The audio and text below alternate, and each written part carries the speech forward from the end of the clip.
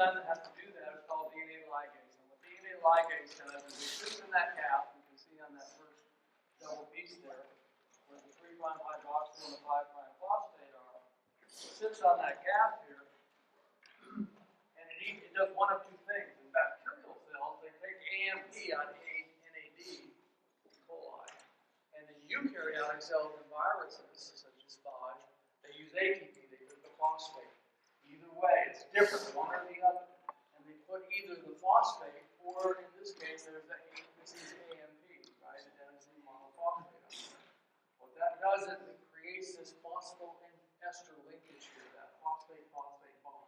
There's energy in that phosphoester linkage. It also gives this hydroxyl group a place, this hydroxyl group can now attack that phosphoester linkage, and the leaving group, when this AMP comes off, and the ligase puts those two together and makes a phosphate linkage between the oxygen of the 3' hydroxyl and the phosphate group.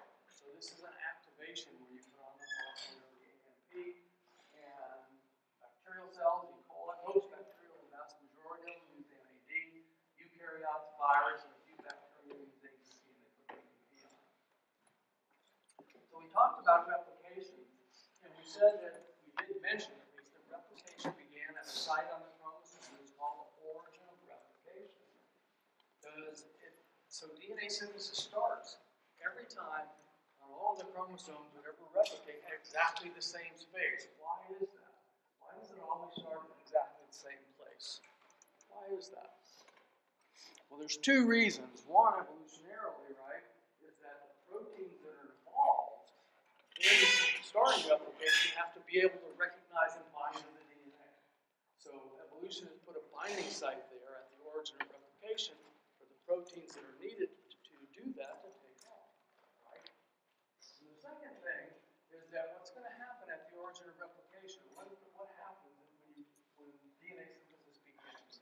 That's the very first thing you sort of have to happen.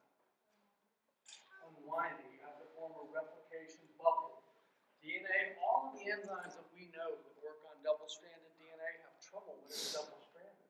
Whether transcription, replication, it always pulls the two strands apart so that it has access to that template strand. It doesn't work good on double-stranded. Same here, it has to pull it apart. So what that means is that the origins of replication must have evolved as places, first of all, to bind the proteins that are needed, and second of all, that pull apart easily, right? So I'm going to tell you about the E. coli origin of replication. Remember, they have a single one on their circular chromosome. And it's interesting because there's this structure here where these little green guys are 4 repeats that occur. So they're repeats on the DNA that occur. I don't have the sequence there. They're 9 base pairs. You can find it in any textbook. Upstream from that, this is the 5' direction. So that's the 5' and the 3' end. Upstream from that, there are 3 more repeats. They're different. And those 3 repeats have 13 base pairs. I did give you that sequence. That's the reason. I'll show you why here in a minute. Bless you. So replication begins at this thing called this origin of replication. It begins by the binding of these proteins that are coded by genes that are called DNA A, DNA B, DNA C, DNA D. In particular, there's this gene here that's called DNA A. So there's a protein, capital A, DNA A, that's encoded by the DNA A gene. And that protein forms a tetramer. We'll see that a lot of times when DNA proteins bind to DNA, they're often tetramers, homotetramers. Why is that? Why are they tetramers? Remember, DNA, if you have sequences, a lot of times, if you have a lot of them, I'm just going to make something up, right? If you have T, A, on this strand down here is A, T, and if this one is G, C, then this is C, G. They have this dyad symmetry, right?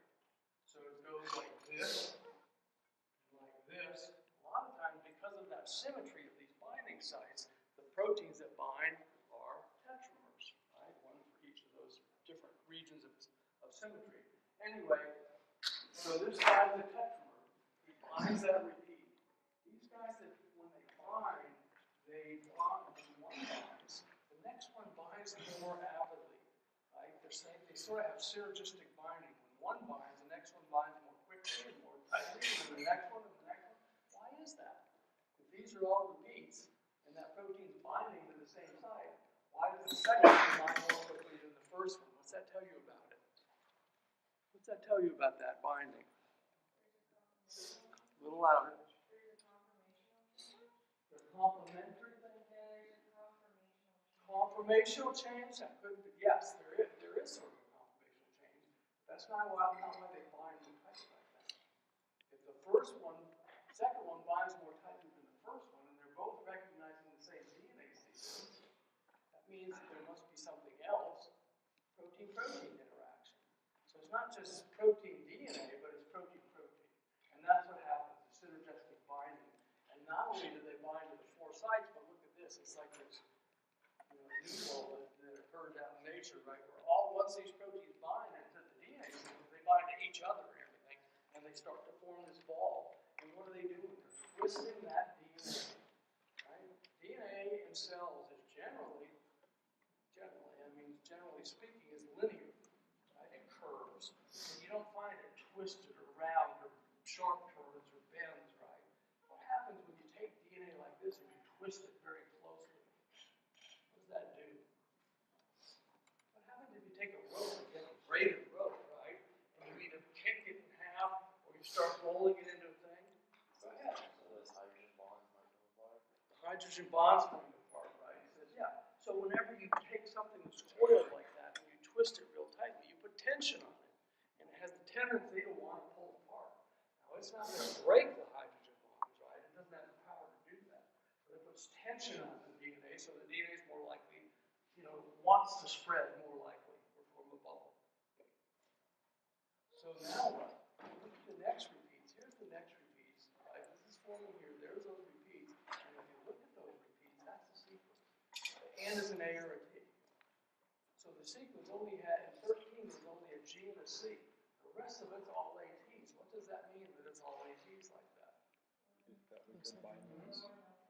Lower melting point because less hydrogen bonds between the AT base pair. So this is going to come apart much easier than if it's all GC. So this guy's cranking it all up there to make it feel tight, right? And this guy, because it's all AT, is more likely to come apart than ADNA. So this site, these origins, right, evolve so that the proteins that are needed recognize it. So that's the first repeats. And then they also evolve so that they're more ready sort of to open because they have this repeat there. So the DNA protein then rapidly binds like that, puts tension on here, and it actually does open it up and forms the bubble. Okay, it doesn't break the hydrogen bonds, it pulls them apart. This is the difference, right? It's just that tension is pulling apart. Once it does, there's some other DNA proteins, right? By these genes. This was DNA A, there's DNA B, DNA C, DNA T. The C and the T are both sort of loading proteins. They're involved in getting DNA B onto this thing. Look at DNA B. So DNA B is, I guess, the dark one there. What is it? It's, first of all, it shows you they're all orange, they're all the same size, and there's 6 of them. So the protein is a homohexamer. It has 6 subunits, homohexamer, what we talked about before. It has a homohexamer like that. You can almost guess when it's a homohexamer. And certainly when they draw a donut-shaped thing like that, that is a helicase. And DNA-B is a helicase. It's ATP dependent, right? And it gets into where the bubble forms, right? It gets on both sides where those replication forms.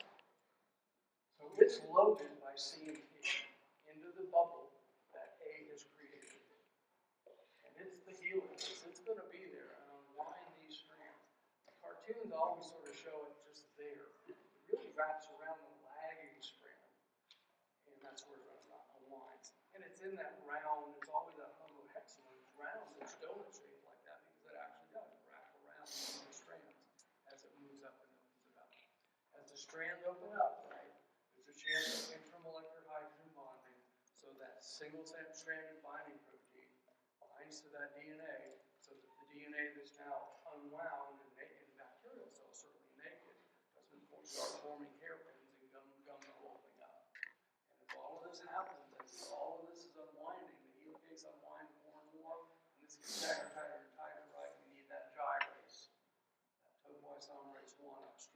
the nick, allows the DNA to unwind and seals it again. Okay. So where did I change?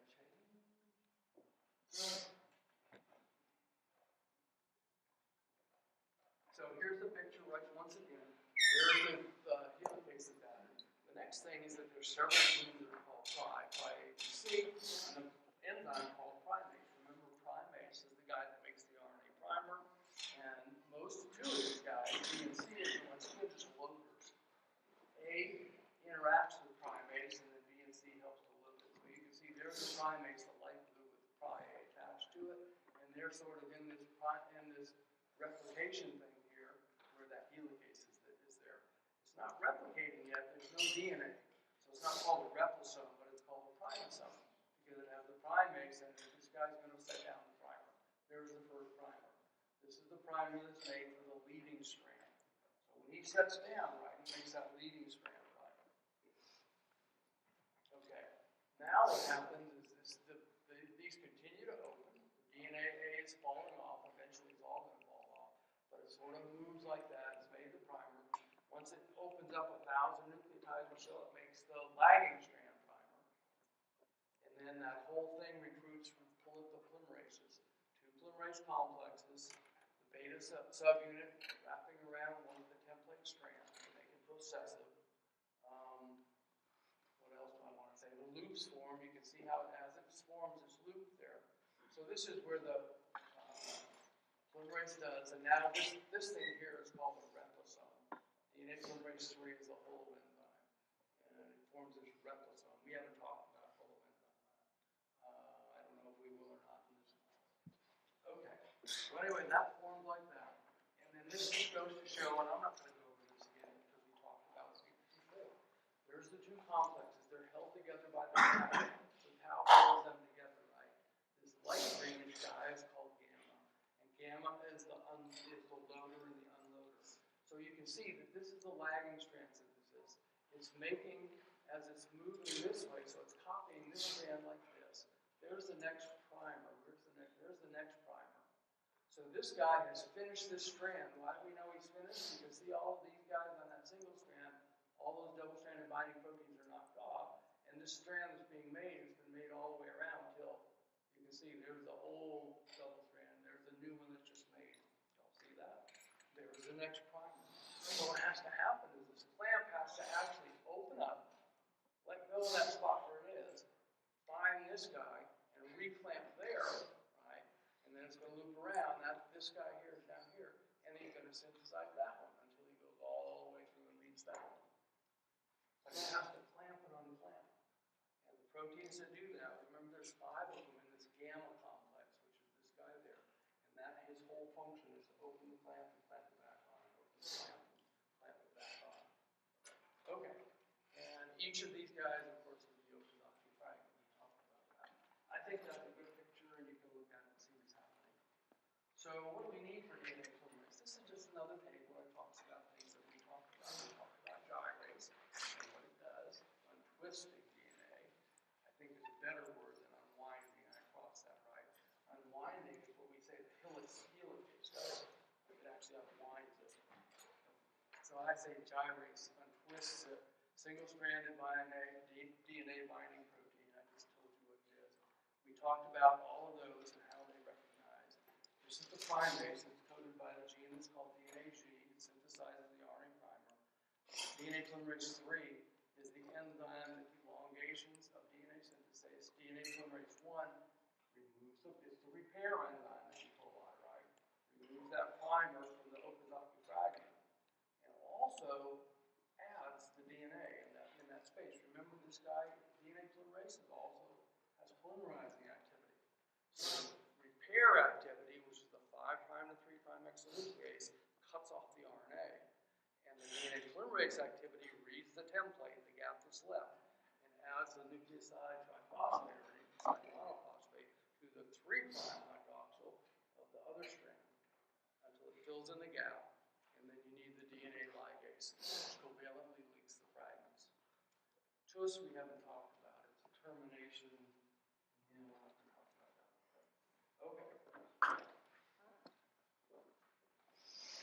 Okay. So do the SSBs, like, I know they bind for single strand DNA, but what is their function in doing so? Or their purpose? What is the function of it? What is their purpose? Like, are they just initiators for DNA polymerase to know to bind, or? No. Remember, SSB, whenever you take DNA and unwind it, it's now you have that single-stranded DNA, right? The single-stranded DNA, once it's single-stranded, if there are regions where there are inverted repeats, then that DNA can form a hairpin, right? If you have a C, C, C, C, and a loop there and a G, G, G, G, these things can hydrogen bond and form intramolecular hydrogen bonds, and they form these hairpins. And when polymerase comes along and it bumps into one of those, it goes, that's it. It just can't. It stops like it was some sort of a roadblock, like it was a part of I-85. Go around. Okay, so this is a slide that I wanted to show you what topoisomerase does. This is the other topoisomerase. This is topoisomerase 2. And topoisomerase 2 is necessary for forming supercoils in DNA. And also, when DNA replicates, because of the way their circular chromosomes are and the way they replicate, when if you start out with a mother piece of DNA that's round, and the two daughter DNAs, you end up with this concatenate. So that one's supposed to go to each of the cells, and it can't. In order to do that, you have to unloop those two rings. You have to open one ring, pull it through, and then seal it again, so that you've got two separate rings. Topoisomerase 2 also does that. This is how it is. Topoisomerase 2 is a tetramer. Once again, it's interacting with that DNA. You can see that it's got this piece of DNA. Both of these loops are going behind this guy here. Topoisomerase will bind to one of those. It's binding right to that piece of DNA that's going behind the back. It'll make topoisomerase 2 makes a double-stranded cut. This guy loops around that DNA, so it doesn't let it go. Because once it cuts it, those ends take off, and you'll never find them again, right? So it holds on to those ends dearly like this. But it does make a cut so that this strand in the back can essentially pass through or around this guy here. And now you can see it ends up in the front after all this. So it makes a cut in the one in the back. The double-stranded cut can pass through, and then it goes like that. And you can increase the supercoil in that way, or you can release concatenators, yes. Does the topoisomerase have ligase activity, or does the ligase have none? It has the ligase activity as part of the topoisomerase. It's able to ligate those pieces back together. Okay, so what are supercoils for? In E. coli, the supercoil. Why is that? Why is it supercoil? Protect it? Protect it? No. Make it more compact. Hmm? Make it more compact. Make it more compact? No, probably not. So, when you have a site like the origin of replication, and remember, in bacterial cells, we talked about forming that bubble. And also, when you make a transcription, you have to make a transcription bubble, right? So, what is most efficient at that site as far as forming the helix? What's the most efficient? What's the state that helix should be in to make those processes the most efficient? Relaxed? How relaxed? You're right, pretty relaxed, but not too relaxed, right? How tight should it be? Kind of tight, so the helix stays to the helix, but not too tight. In other words, you want it sort of right there at that point where it's ready to come apart and ready to come together, right? So that when the proteins are there and putting that twist in and the bubble's ready to open, it's right on the edge, so it doesn't take a lot to get it to form a bubble. If it was wound so tight, right, the supercoils were so tight that it was really twisted there, then there wouldn't be enough. Even with those proteins and everything, they couldn't pull it apart. So anytime for DNA, it wants to be, anytime you're talking about whether it's transcription bubble, replication bubble, whatever, you want it right on the edge, right? Sort of loose, but not too loose.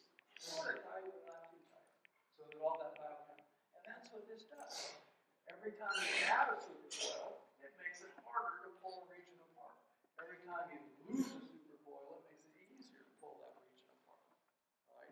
So the supercoil puts that DNA in a state where it's really ready to act. Make sense? Okay, all I want to say about supercoils. I want to say I'm not going to spend a lot of time, but I want you to realize that eukaryotic cells have DNA polymerases too. In fact, where prokaryotes has had 3, these guys actually have 5. Right? 2 of them are extra because they're found in organelles. All eukaryotic cells have DNA polymerase gamma, which is found in mito, and beta, which is it's not even there. There's another one that's found in chloroplasts. But they also have these 4. DNA polymerase beta is the repair enzyme. It's the equivalent, it's homologous or analogous to DNA polymerase 1 and E. coli. These others are a little different. This guy here, delta, is the one sort of like polymerase 3 that does the bulk of the synthesis. Eukaryotes have this weird polymerase alpha, and alpha is also involved in synthesizing or replicating DNA, but it sort of initiates the process. What do they say? Initiation of nuclear DNA synthesis. So it sort of gets stuff started, and then delta pushes it away and gets it going. This is the one that's extremely processive and really makes it highly processive, right? This guy, epsilon, is found in the nucleus, leading and lagging strand synthesis. It can do both, but it's involved more in DNA repair. So it's like polymerase 1, 2. You know, there's 2 repair enzymes, this one and this one, in eukaryotic cells. This is the one that does the sort of sense damage and repair. That's all I want to say. So there's 5 of them. I want to talk a little bit about replication in eukaryotic cells because it's sort of interesting, right? Y'all remember the cell cycle takes about 18 hours. Probably the quickest we go in a eukaryotic cell. It has a mitotic stage. It takes about an hour where cells are actually dividing, right? Where the nuclear membrane disappears and the chromosomes line up on a spindle, and the spindle pulls them apart, and then the membrane forms around the daughter cell. So there's no nuclear membrane right here. And in fact, in this phase here, in G1, the nuclear membrane is reforming, and also G1 is when cells replicate everything, replicate their DNA, their protein, their membranes. So they divide, right, into another cell. So they're sort of getting ready to do that. Growth and metabolic activity. The S phase is DNA synthesis. That's when DNA is replicated. And then G2 is this phase that can vary. Sometimes it's called G0 because cells can sort of rest in that stage for months without dividing. Or they sort of have this thing where they get ready to divide. And I'm not going to talk much about those. What I want to talk about is this here because we're talking about DNA replication. And in eukaryotic cells, the chromosomes are big. There are lots of origins of replication, thousands along a piece of DNA in each of the chromosomes. And all of those, they don't all replicate at the same time, right? If they did, it wouldn't take 8 hours, which is the S phase. You could do it in whatever it took, 20 or 30 minutes to finish each of those replicating units. But it does take 8 hours. They don't all replicate at the same time. Some replicate early, some replicate later. Some replicate faster, some replicate slower. Which ones replicate faster? What pieces of DNA replicate faster? Heterochromatin, maybe? If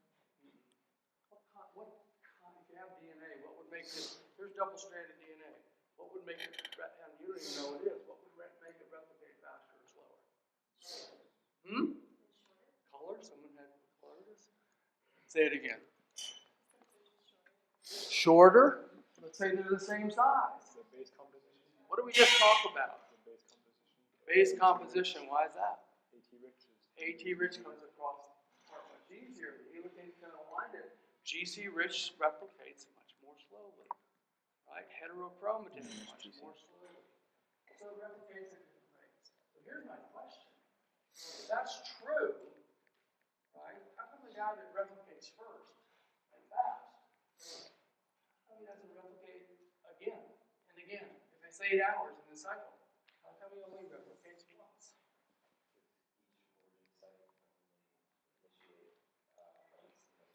Why? It gets inactivated by a. That's sort of true, but why can't that enzyme label it? If it can label it once, why can't it label it only happen there. Yeah. Is it because the enzymes are like degraded after?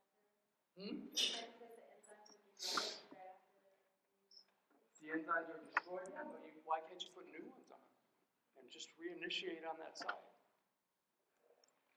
That's the problem. This is how it's all. Our enzymes involved, cell cycle proteins, all of that. And there are also proteins that are recognized the origin of replication. The first one, here's the origin of replication. The first protein it recognizes is called CDC6P. CDC6P recognizes the origin, binds to it, and repeats another complex of proteins, a big complex called MCM. And MCM has, one of the proteins in MCM is called RLF, which is the replication licensing factor, because it licenses the replication of that thing once during a cell cycle. Here's the thing that you left out, right? The biggest thing is that there's a window of opportunity in the cell cycle when the CD6 protein can bind to that. And that window of opportunity runs from very early G1, I said early G1, after anaphase. Anaphase, right? Metaphase, chromosomes lined up, anaphase, they're pulled apart, but not totally at the poles. So right there, between anaphase and early G1, and sometime in maybe late G1. Sometime. But not. There's this window of opportunity when this protein can bind that ORC, the origin. What is that? Why is that window in anaphase in G1? Why? Because in anaphase in G1, the nuclear membranes are gone, so all of the proteins in the cell, in the cytosol or whatever, have access to the DNA. CDC6 is a cytosolic protein. When there's no nuclear membrane, right, here, it has access to that. As soon as you get out of G1, or you get to the end of metaphase, sort of middle G1, I guess this is late, this is early, this might be sort of in the middle. Anyway, that window of opportunity is right here towards the middle, before the membrane forms. They can bind there. Now, all of this is in the membrane. So if what happens, right, if this thing orchestrates the replication of that DNA, as someone says, and an enzyme in the nucleus destroys it, then you can't add more of it until the next time it goes into M phase, right? And that controls it. Does that make sense to everybody? So here's CDC. It binds this complex, the MCM complex, which allows for replication. And that's all set up during G1, and then we go into metaphase. As you know, in metaphase, or in S, not metaphase, but in S. So this loads during metaphase, right? But after G1 is S, DNA replication synthesis. And what happens there, each of these origins in the associated DNA side of the origin replicates, right? But what happens is that there's a protein called cyclin. And why are proteins called cyclins? Why are they called cyclins? Because they cycle, they're in the little cycle. So if we were to take the cell cycle and draw it like this, right, and we were to put metaphase G1, S, G2, right, what happens is the cycle, the cell begins synthesizing cyclin. And depending on the cyclin, the amount of cyclin in the cell will peak at a particular time. And this one up there, the cyclin that's called cyclin B, will peak right at the beginning of S phase, right at the beginning of S phase. Okay? Okay. So that's this cyclin, this CDK. And this cyclin B is a CDK. CDK is a cell cycle kinase, right? And what it does, the D stands for division, cell division kinase. And what it does is it phosphorylates proteins. And CDK can phosphorylate, I said it here, it phosphorylates CD6P, which is this guy. It phosphorylates MCM, which is this guy. And it also phosphorylates another kinase, this guy here, which also can then phosphorylate CD6 and MCM. But anyway, right at the beginning of S, what happens is this cycle, now we have And this cyclin activates the CDK, so it phosphorylates these. When this guy is phosphorylated, he falls off. Some of the MCM actually falls off when it's phosphorylated, and that allows the replication machinery right at this origin, the DNA polymerase and all that, to go on and replicate this. But now, it can't start another one at this guy here, right? Because there's none of the CD6P left there. The CD6P, when it comes off, unbound CD6P is quickly degraded in the nucleus, as she said. There's enzyme that degrade it. So as long as it's acting to activate the origin of replication, it's fine. As soon as this falls off, it's degraded, so it can't do it again. And no more from the cytosol can load back on because the nuclear membrane is formed. So this ensures that each of the origin replicates only once during the S phase. Okay? Question? Next time these guys, once these are replicated and we go into the M phase, mitosis, right? Membrane goes away. These guys are exposed to this in the cytosol. They can load again and they can be ready for one round of replication the next time. So DNA replicates only once each cycle. Yes? So the cell makes like a specific amount of the CDC6P protein before? Doesn't matter, right? Because it just has to make it in the cytosol, and it makes enough to load all of these origins and then the membrane. So whatever's left in the cytosol is in the cytosol. And as soon as it's, whatever's bound there, as soon as it's phosphorylated and comes off, it's ground up, so it only works once. And it's phosphorylated once each time by cyclin B, which kind of peaks right when it's like when it's Yes. It starts when the CDC6P comes off. Does it start when it comes? Yes, it does. So right as it goes into S, this is phosphorylated and comes off, and then replication begins. Yes. Okay. So let's talk about another enzyme here. Telomeres. What are telomeres? The ends of chromosomes. And they're the ends of chromosomes. Why is it a telomere?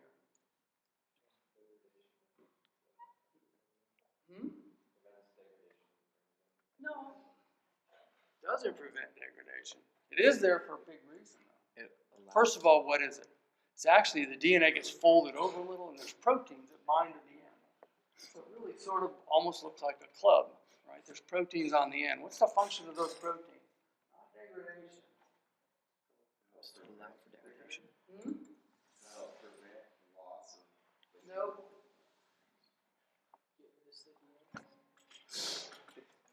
The function of the telomeres, right, is that DNA is sticky. If you have loose DNA, two ends of DNA, it'll blunt end ligate in the cell. What the telomeres do is prevent the chromosomes from sticking together. If they did, right, if these two chromosomes stuck together and they each had a centromere, and then when they lined up on the metaphase plate and it started to pull on those centromeres, it would just take these chromosomes stuck together, it would just tear them anywhere. It wouldn't tear where they were stuck, just somewhere in the DNA would tear. So yeah, it prevents loss of genetic information. What it does is prevents the chromosomes from sticking. What happens if they do stick? Then they tear. They don't work good in metaphase. Do our chromosomes stick? Not if they have telomeres. Do they always have telomeres? No. What happens to the telomeres? In somatic cells, they do what? They get shorter and shorter, right? And so as the ends of the DNA get shorter, the protein that binds to it so that the ends don't stick can't bind to it. Now the ends do stick, and the chromosomes start to tear. Is that the cell's plan? Yes, it is. Sometimes. What does it confer on cells? Age. That they will die. What do we call that? Senescence, cell senescence, right? Cells are designed to divide a certain many times and die. If you pull cells out of your cheek and put them on a tissue culture dish, they'll divide for, well, if they would divide maybe 50 times. an average amount that they've already divided. Most of them would divide 20 or 30 times, and then they die. They don't grow anymore. Cell senescence. Why is cell senescence? Right. Life is tough. Right? And as cells are growing, and the DNA is replicating, and they're exposed to the environment, and they're exposed to toxins, they become mutated. Right? It's tough to be a cell. And the older they are, the more likely it is that that cell, something's going to happen to it, and something's going to go bonkers, and it's going to either grow uncontrollably, or it's going to make proteins that are not right, or do something wrong. So our somatic cells have a senescence to them, and they will divide a certain number of times and then die. Does that mean you die? No. Why? Because they replicated 50 times. What else though? But if they all die, right? If a cell doesn't replicate, it usually dies. Stem cells, right? That's why you have stem cells to fill in the holes when the cells that are normal that you have, right? You have blood stem cells, so that when your red blood cells die, it makes or new white ones or whatever, right? Okay, so we have these things called telomeres in humans. There's a repeat that's 6 base pair long. That's the repeat, TTAGGG. We have about 5 kilobases at the end of our chromosomes. How big is 5 kilobases? 5,000 base pairs, right? 5,000 kilobase pairs. Mice have almost 10 times as much. They have like 60 or 70,000 kilobases on the ends of their chromosomes.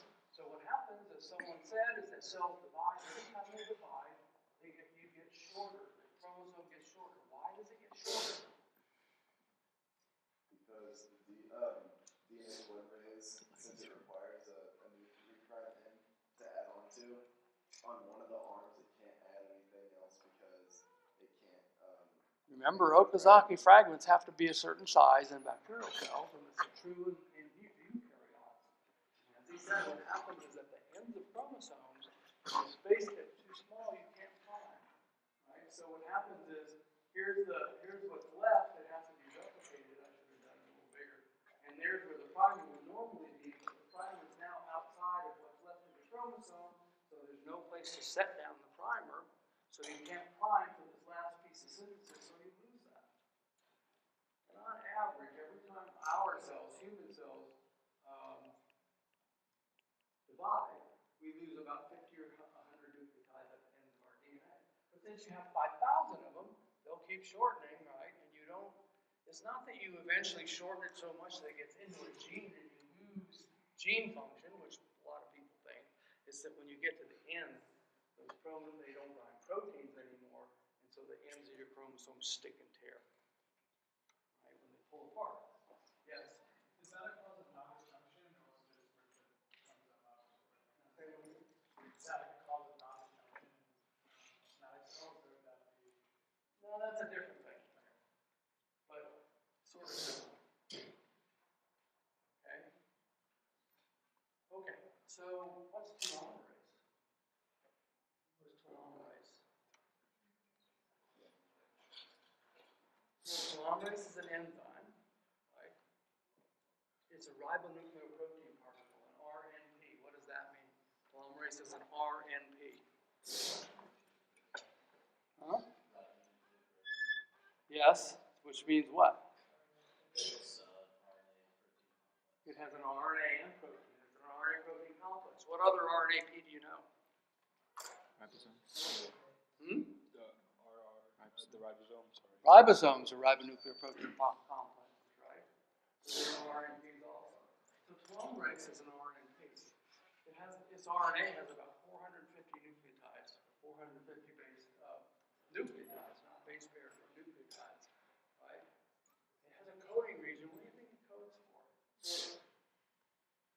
Why does it have RNA? The RNA serves as a template, and it codes for that sequence, the TDA-CGG. So RNA polymerase is able, or not RNA polymerase, but telomerase, whatever you want to say, is able to take the ends of chromosomes and it extends them because it has a template that encodes this here.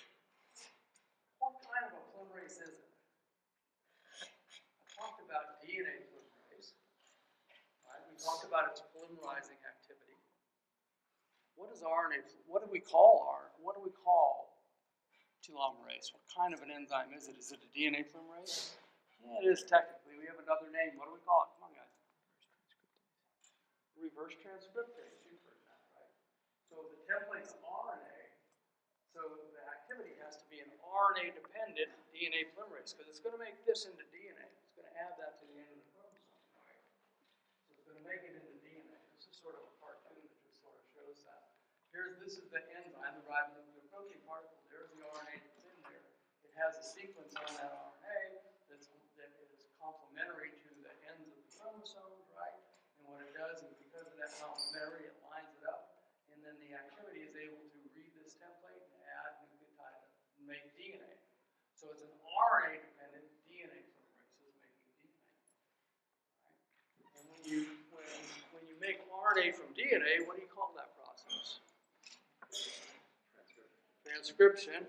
So when you're making DNA from RNA, what do you call that? Reverse transcriptase. So these are reverse transcription. So this enzyme is a reverse transcriptase, and it extends those chromosomes. So if we have reverse transcriptase, why do cells die? It's not active, right? So in most of our somatic cells, it's not active. Where is it active?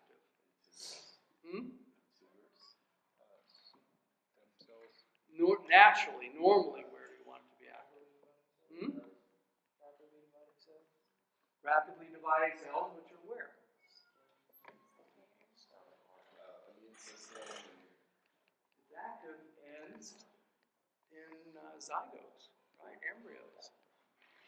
So when you have, you start from an egg and you end up with how many trillion cells? So what happens? Well, telomerase is active in developing embryos, so those cells don't die. They can replicate more than 50 times. Okay, so that's there. It's also active where else? Where else is it active? In certain gametes, right? So when you're developing gametes, not all stem cells. Some people think stem cells are eternal, right? But that's not true. Each stem cell can divide a limited number of times to supply cells for a population. But generally, that's sort of an amplifying thing, right? A stem cell divides once. Each of those cells divides once. Each of those divides once to make this huge pool of cells. But the stem cell only divided once to do that, right? And then it can do its second time the next time around. But it has 9 lives too. And dies. Telomerase is gone. Okay, now, so where else are telomerases active? In tumor cells, right? So transform cells. The vast majority of transformed cells have an activated transcriptase or an activated telomerase. If not, those cells would grow for a while and then die. How long have we had cell lines growing?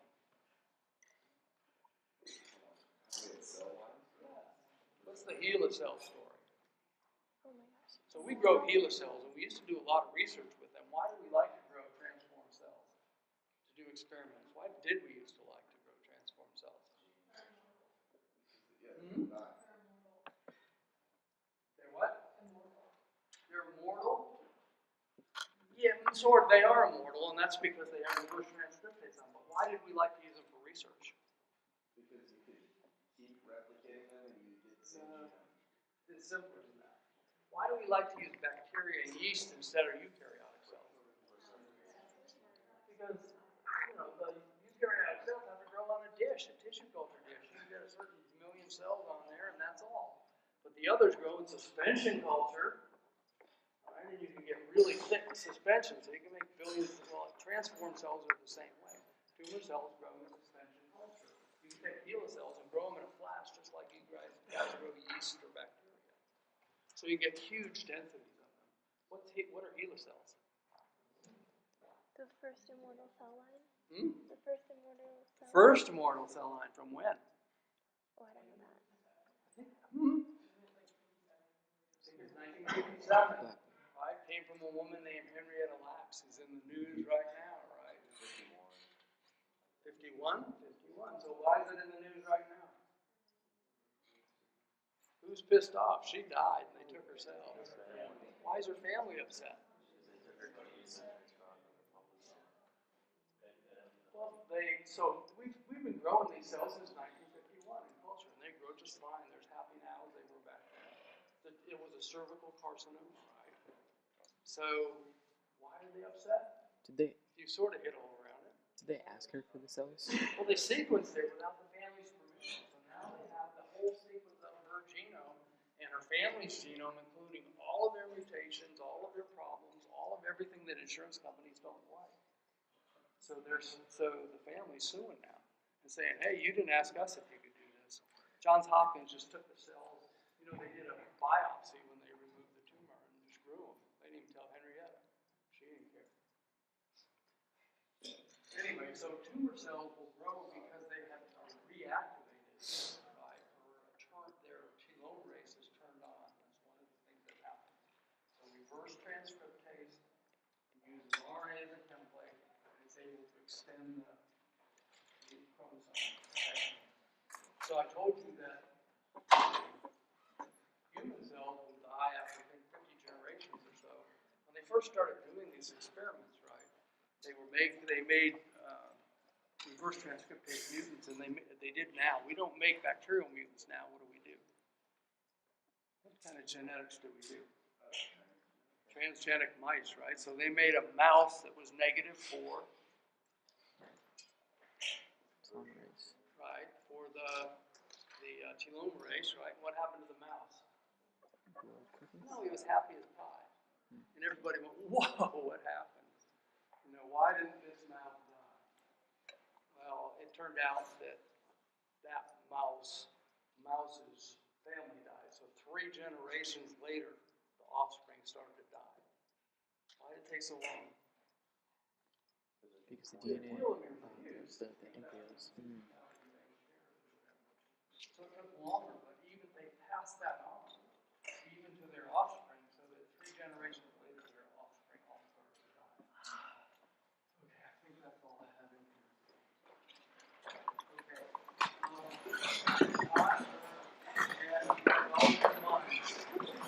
Remember now, when you get down to that last minute, I'm going to say, time! It's like you do it here. Okay. Have a good weekend, but study. Make your books outside.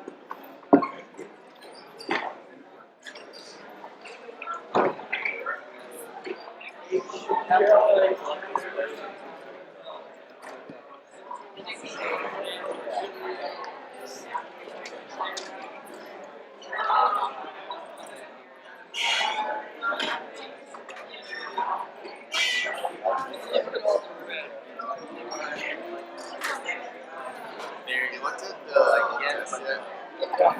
How's it look? It's okay. Easier than atoms? Or?